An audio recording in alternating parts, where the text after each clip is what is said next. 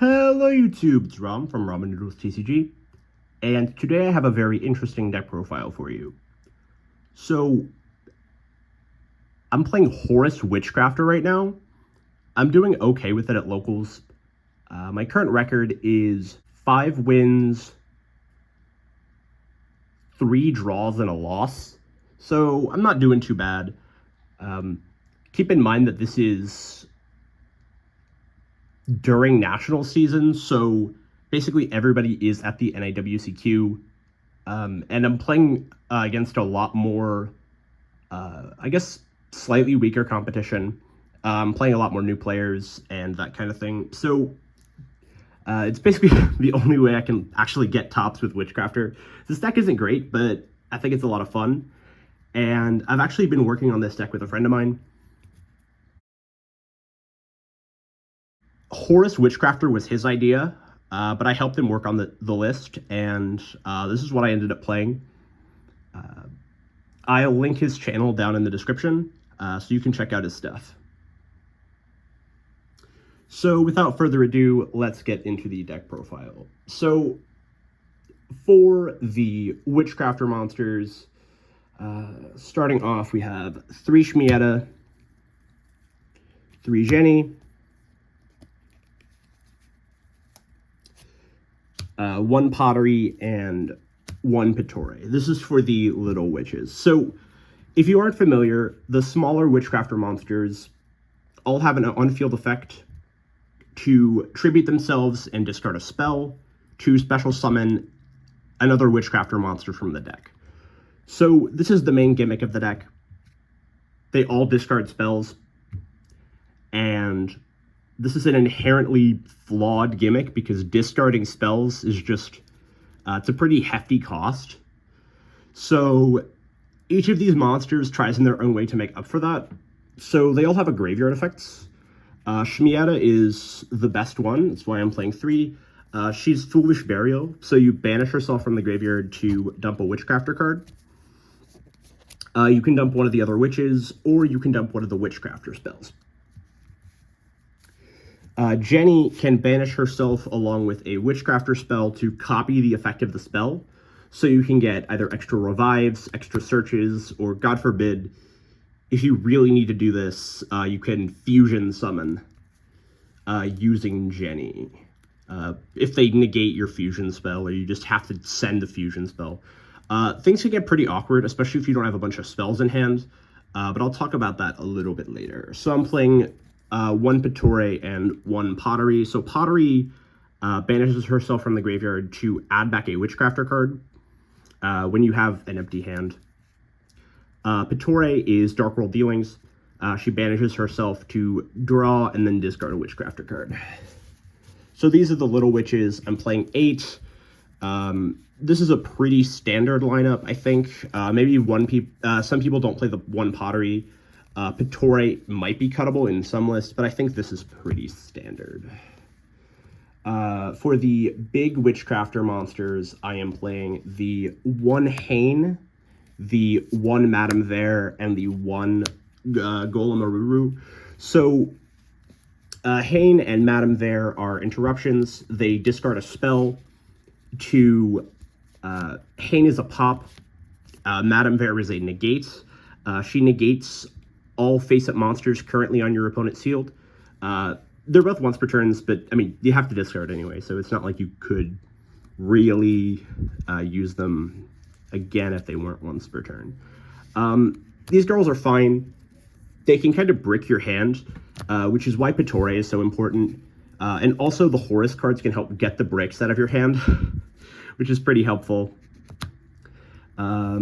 I'm playing the 1 Golem Aruru. This is kind of a flex spot, but I think it's useful sometimes. So it's essentially a protection hand trap. So when your opponent targets a spellcaster monster with an attack or card effect, you can summon her and bounce a card your opponent controls, or return a Witchcrafter card, Witchcrafter spell from your graveyard to your hand. It's kind of a flex spot. I just like having the extra name for a few things, mostly for the fusions and stuff, but yeah, this might be cuttable. I like to side out Madame Vare going second sometimes, and Hane going first sometimes.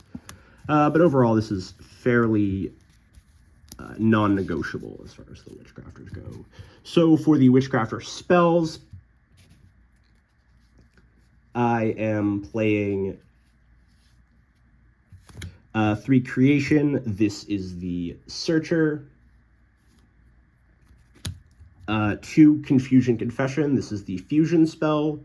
And 2 Holiday. This is the Reborn. Now, all of these Witchcrafter spells have a graveyard effects that triggers in the end phase to add themselves back to your hand during your end phase, as long as you haven't used them this turn. So if you want to set them up, you can dump them with Shmieta, or you can like discard them with the Horus cards to just get card advantage back. These are pretty standard ratios, I think. Some people maybe play 3 Holiday, or you could play 1 Confession. I think you need the second one, though. There's other Witchcrafter spells, but they're kind of mid.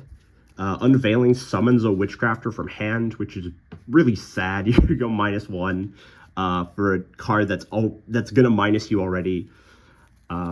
Collaboration gives your Witchcrafters extra attacks.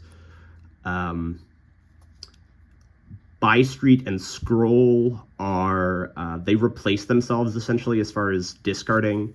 They're basically filler Witchcrafter spells if you need more names. You could play one of the other ones, but I don't think it's necessary, at least in this list. On to some Honorary Witchcrafter cards. I am playing 2 copies of Blazing Cartesia to help Fusion Summon, and the 3rd copy of Cartesia in the form of Branded High Spirits. I could just play 3 Cartesia, but I wanted at least 1 High Spirits for the spell count. This card kind of sucks because it's a -1. In Branded, it's not really a -1 because you can dump a useful fusion monster that will get you another search, so it's actually a -0. But in this deck, it's a -1 because you have to dump a Spellcaster fusion, and that doesn't get you any direct card advantage back. It adds itself back later, but you have to wait like 2 whole turns to resolve the add back of High Spirits. So it's not great, but I think you have to play it. I am playing some other Honorary Witchcrafters in Magician's Souls, and some Searchers for Magician's Souls. The 1 Illusion of Chaos, and 2 Prep Rites to search the Illusion of Chaos. So I'm playing these ratios because I want multiple Prep Rites for the spell count. I want to have multiple Magician's Souls for the grind game, but Illusion of Chaos, I really only need the 1. If I happen to draw this along with Prep Rites, these are just spells to discard for Witchcrafter effects and Magician's Souls. Yeah, this is fine. Maybe I could play a 3rd Prep Rites, but I think this is fine as is.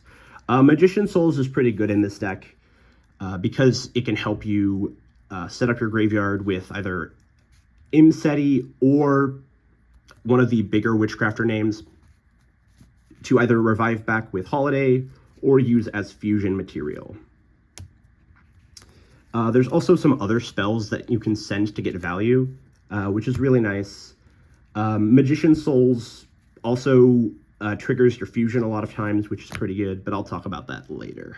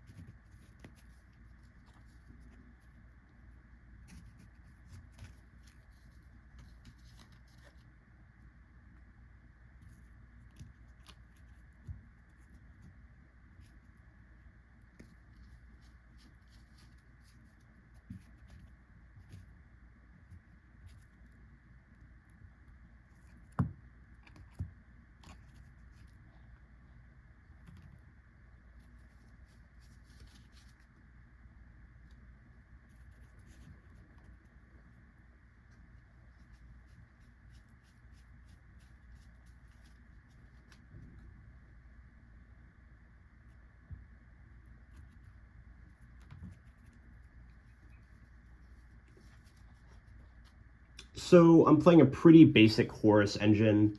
3 Imseti, 1 Happy, and 3 Sark. I was considering a 3rd Horus name in Duamatef, just because I can make a 3 material rank 8, so I could get some draws off of Coach King Giant Trainer, but I didn't want to add more bricks to an already kind of bricky deck. 3 King Sark is definitely necessary. Some decks that you throw Horus in don't need the full 3 Sark, but I believe Witchcrafter, you definitely, when you're playing Witchcrafter, you definitely want the 3 Sark, just because A, it's a spell, and B, it's really important just for going second and stuff, because you can kind of struggle to break boards without using the Horus cards, so you definitely want the full 3 King Sark. Also, you can send it for Magician's Souls after you've already used it, and drawing into more copies of this is not bad, because then you can get your King Sark going on another turn, which is pretty good. Yeah.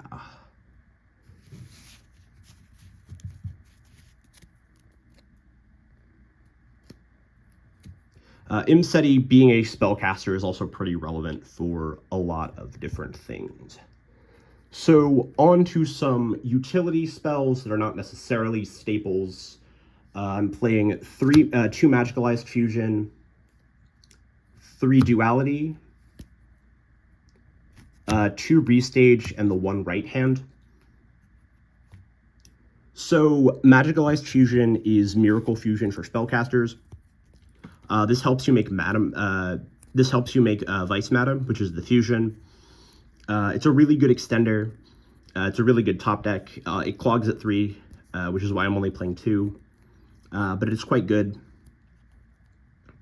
And yeah, so if you open this with Magician Souls, it sets up Vice Madam immediately, because you can link off the souls, and then you dump a Witchcrafter name to summon it. Then you link off the souls, and then you use Magicalized Fusion to get into your Vice Madam, which is pretty cool. Another way to get to Vice Madam is Duality.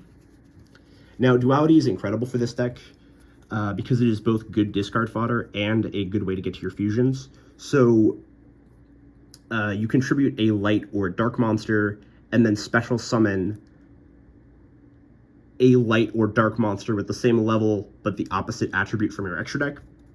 So Vice Madam is a dark spellcaster level 8, and Aruru and There are light level 8 spellcasters. So you contribute them to summon Vice Madam, which is really nice. And this can banish itself from the graveyard to shuffle back a light and a dark to draw a card. This helps you recoup some advantage, which you desperately need when you're playing Witchcrafter.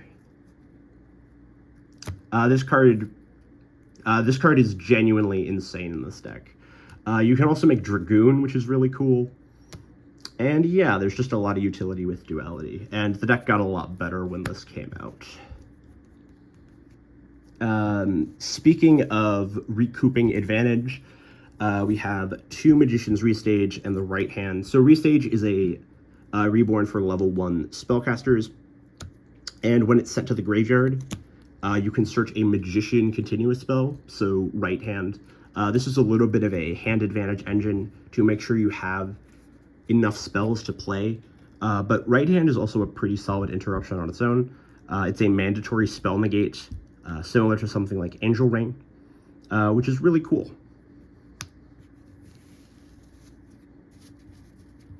Onto some staple spells. I have 3 copies of Triple Tactics Talent, 3 copies of Dark Ruler No More, and the 1 Called By. So I'm playing 3 Triple Tactics because this deck is insanely weak to Ash Blossom and Droll and Shifter. So this is hand trap insurance. If I get stopped, a lot of times there's not that much I can do to extend. So Triple Tactics Talent can help me draw cards or stop my opponent by ripping a card from the hand. I was playing 2 originally, but I think 3 is really important. So Dark Ruler is a really good breaker. I cannot play hand traps in this deck because I just don't have enough space, and I want hands with a lot of spell cards, so I have to play breakers, and this is probably the best one to play. It's not bad to draw going first in game 1 because I can just discard it for a Witchcrafter. It's the same logic as playing evenly in Trap Tricks, really. And Called By is incredible to stop hand traps and stuff. It's just a really good card. So in total, this is a 48 card main deck, 28 spells and 20 monsters. I ended up with 48 cards because I was playing 43 earlier, but I kept drawing hands with too many monsters. So I just started dumping side deck cards into the main until I started drawing better hands. And then I obviously made a new side deck. So yeah, the 48 card deck has worked out for me pretty well. There's quite a few bricks that you don't want to draw. Yeah, and I think these ratios have worked out for me pretty well. So onto the extra deck, I am playing 2 copies of Vice Madam. She is the deck's main boss, and the reason Witchcrafter is playable at all. So Vice Madam has 3 effects. She can trigger her effects when a spell card or spell effect is activated, or when a spellcaster monster activates its effect. So she's a pop. She summons a low-level Witchcrafter from the deck, and she adds a Witchcrafter spell back from the grave. So these have their own individual once per turn, so you can use all 3 in the same turn, which is really, really good. I found that the second one is necessary because you want another one to have summoned off of Magicalized Fusion if you've already been through one. It's more of a turn 3 thing, but it can come up. Also, if you really need to activate Magicalized Fusion to trigger Vice Madam's effect, having the second one is really important.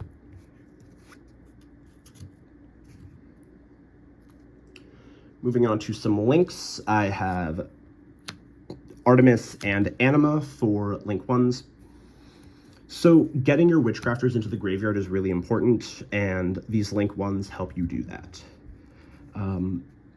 So outside of making Vice Madam, a lot of the end board involves a bunch of link climbing, so that's why I am playing Cross Sheep and Selene. Cross Sheep is really good because of Vice Madam. If you summon Vice Madam to the zone Cross Sheep points to, or summon to the zone a Cross Sheep points to, while Vice Madam is in the other zone, Cross Sheep can revive a level 4 or lower monster from your graveyard, which is really nice. Selene is really good as an enabler. She can help you link climb and so on. She's also a spellcaster, so she triggers Vice Madam, which is really nice. As an end board piece, I am playing SP. SP is really, really good in this deck. You can end on her. You can use her going second. She's really a Swiss Army knife extra deck card that is very, very important. For the final link, I'm playing Access Code Talker. Selene helps you climb into this. I couldn't find space for Charmers and stuff, so it's pretty hard to... it can be hard to have enough links to, like, climb. But making Selene is really all you need as far as climbing into access code. Yeah, this helps you win games and play going second. On to some XCs, I am playing 3 rank 8s, the Zombie Vampire, Coach King Drain Trainer, and Photon Lord. So Photon Lord is a really solid monster negate. Giant Trainer helps you draw cards in somewhat specific hands. This would work a lot better if I played a 3rd Horus name. I might consider that, or I might just cut the Giant Trainer. I haven't summoned it yet. Yeah. The Zombie Vampire is incredible in this deck. Being able to mill, not only does it trigger restage, but it helps set up your graveyard with Witchcrafters and Witchcrafter spells. And yeah, it generates you an extra material for your link plays and so forth. So it's incredible in this deck. A nice utility rank 1 is Sylvan Princess Sprite. You can excavate the top card of your deck and add it to your hand if it's a spell, or just send it to the grave if it's a monster. This was something my friend suggested, and I thought it was an interesting inclusion, so I tried it. This card is fine. It doesn't come up that much. This could probably be Typhon. Maybe I'll replace it with the Typhon after this, but yeah, it's all right. And moving on to some utility fusions, we have Dragoon as a duality target. This is really nice. If you already have Vice Madam or you just need an negate, Dragoon is really good. Grand Guignol and Lulu Lilith are high spirits targets. This isn't a high spirits target, but you can dump this off of Grand Guignol, or you can just hard summon it. It's surprisingly good. And Grand Guignol doesn't come up that often, but you can make it with Cartesia, and it's your high spirits target. And you can summon Lulu off of Grand Guignol. So yeah, that's the extra deck. For the side deck, I'm playing a bunch of Breakers and Floodgates, as expected of a control deck like this. So I'm playing... for the Breakers, I'm playing a 3 Book of Eclipse, 2 Thrust, and 2 Lightning Storm. So Book of Eclipse is for matchups like Melodious and Voiceless Voice. Also going first against Snake Eyes, you can put in Eclipse. You take up the Dark Rulers for it, obviously, and go ham. So the reason I'm siding the Thrust instead of maining them is because I don't have a trap to set off of this in Archetype. So I think it's a bit wasteful to play it in the main. The Witchcrafter traps are not great. Masterpiece is fine, but it's a little idealistic. If you have a handful of spells, you can dump it off Shmieta and technically play through an Ash Blossom like that, but it's really, really... you have to really high roll with your hand to get that going.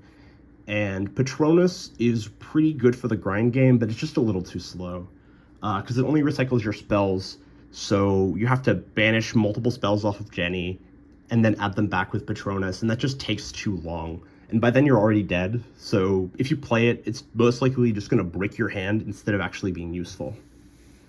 So yeah, that's my little trap rant. But Lightning Storm is a really good breaker, and I have a bunch of thrust targets. Obviously, Dark Ruler, Magicalized Fusion, Tactics, and the Lightning Storms. Yeah, there's a lot of going second thrust targets that are really good. For additional backer removal, I am playing the 1 Witchcrafter Draping and Feather Duster. So Draping bounces back row up to the number of Witchcrafter monsters you control. This is fine. It's just like an extra Witchcrafter spell name. I might take this out. This is mostly for stun, but I mean, I can put it in going first sometimes. It's alright. And Duster is really good because it's Feather Duster. It's probably the best back removal we have. So yeah. Now on to some Floodgates. I have 3 copies of Secret Village, 2 copies of Dimensional Barrier, and Rivalry. So yeah, these are all for going first. You could maybe main the Secret Villages, but I think that's maybe a little greedy. I like them in the side like this. Rivalry is broken because your whole deck is Spellcasters, and Dimensional Barrier is also broken just in general, especially in this format. Everything except Snake Eyes folds hard to debarrier. So yeah, I like it a lot.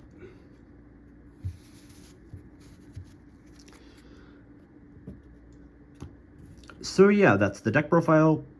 Thanks for watching, and have a great day.